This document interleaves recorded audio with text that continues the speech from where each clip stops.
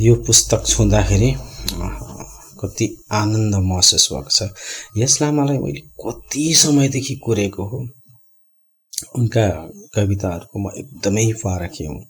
उनका कविता अरू मान्छेको जस्तो विचार थोपर्ने कविता नभइकन कसैको विचारलाई आफ्नो कवितामा राख्ने काम गर्ने भन्दा पनि भोगाइबाट प्राप्त ज्ञान, अनुभव र वैचारिकतालाई कवितामा प्रस्तुत गर्छन्।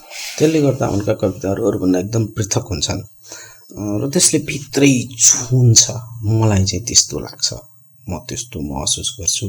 र उनका बिम्बहरू, उनले छनौट गर्ने शब्दहरू, उनले गठन गर्ने वाक्यहरू, कविताका कलात्मकताहरू, यसको मसँग व्याख्या गर्ने शब्द नै छैन। कला कला आवरण कला, यो गजब छ।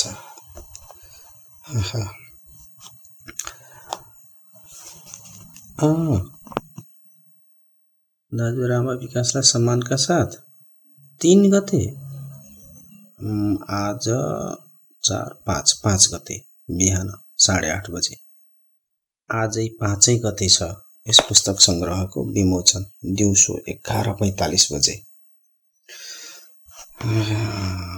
धन्यवाद यस लामा। एसएमजी सांग्रिला मिडिया ग्रुप बहिष्कृत आवाज, यस लामा बहिष्कृत आवाज। कता कता यो शीर्षकमा चाहिँ थोरै नेगेटिभ भाइब्स आएको हो कि जस्तो लाग्ने। सांग्रिला बुक्स कविता संग्रह।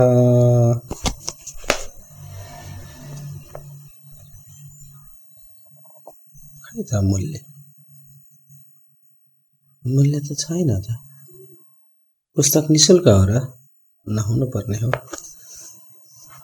पछाडि होला, पछाडि यहाँ छ त।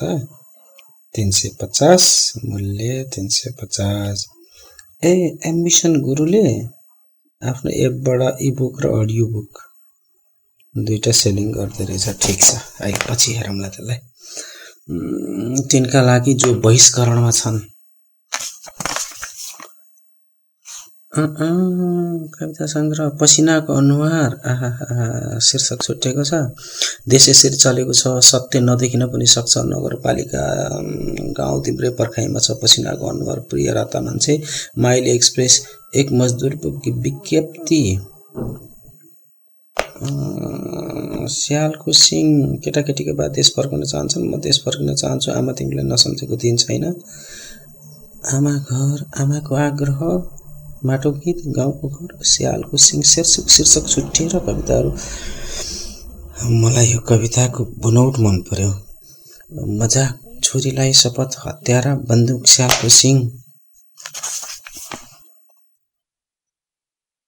संक्रमणका झण्डा, गाईमारा भर्सेस भाइमारा, रुदाने, आन्दोलनको गीत, चोचो मचो, सुलसुले, चुकुल, गणतन्त्र दिवस। छिङ्गो यो नछिङ्गो, पिउँछ छिटो पिउँछ। आत्मसमर्पण गर्न सक्दिन, छिङ्गो या नछिङ्गो। कमरेड हराएको सूचना, च्याङबा दाइको कथा, ऐनामा बस, ट्याग, बिचौलिया, बैठक, सुरक्षा कवच, त्रास, सम्झैछु फरक राष्ट्रवाद, त्रास। पाठ शीर्षकभित्र पाठ, फेल,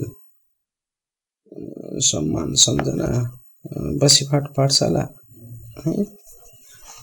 भनेपछि बहिष्कृत आवाज कुनै शीर्षक कविताबाट लिएको शीर्षक होइन रहेछ, समग्रलाई समातेर राखिएको रहेछ।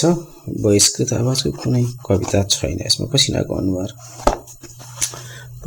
अनुहार भन्ने त कविता पनि छैन र छुट्टै। पसिनाको अनुहार पेज नम्बर 14 मा पनि रहेछ। पसिनाको अनुहार कला राखेर कसको हो यो? राजन काफ्लेको। ठिक छ। गोठालोको लोहोरोमा हिँड्छ गन्तव्य, ढोकेको स्वागतमा उभिन्छ ढोका। जुठेल्नाबाट उठेर भाँडाहरू उठाउने छन् मुठीहरू। मुखिया बा पसिनाको ऐनामा अनुहार हेर्नुस्, अब तपाईँ मान्छे बन्नुस्। बहिष्कृत आवाज, पसिनाको अनुहार पृष्ठ 14 मा चाहिँ पछिल्लो नम्बर कस्तो छ त 7 9 13 पसिनाको अनुहार त्यो पसिनाको अनुहार र यो पसिनाको अनुहार अलि फरक रहेछ ठीक छ कसब लाग्यो मलाई माटाको गीत भनेपछि माटाको गीतको पनि यो कला अनुसारको हो अथवा यो कविता होला त्यसको एउटा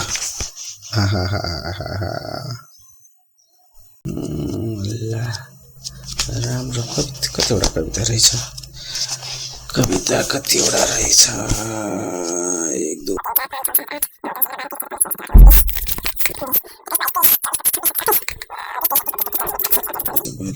45 वटा कविता छ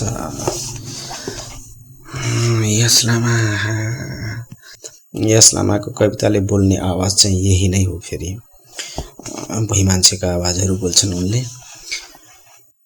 निमेश निखिलले ब्लग लेख्नु भएको छ कोमल काव्यिक चेतनामा प्रतिरोधी स्वर सुसेल्ने युग सचेत कवि हुन् यस लामा आफ्नो पनको महक बोकेका उनका कविताहरूमा शालीन विद्रोहको टटकारो हुंकार पाइन्छ नवीन बिम्ब नवीन प्रतीक र नवीन काव्यिक शिल्पको निर्माणमा अघि बढ्दै गरेका लामा समयको क्यानभासमा क्रान्ति र विद्रोहको रातोपन पोत्न उत्सुक देखिन्छन् भई मान्छेको पक्षधरता समकालीन चेतनाको गुन्जन शिल्प सचेतता र किनारीकृतहरूसँगको सहयात्राको आग्रहले उनका कविताको धरातल बलियो बनेको छ कवितामा यस प्रकारको वैचारिक स्पष्टताले लामालाई अरू समकालीनबाट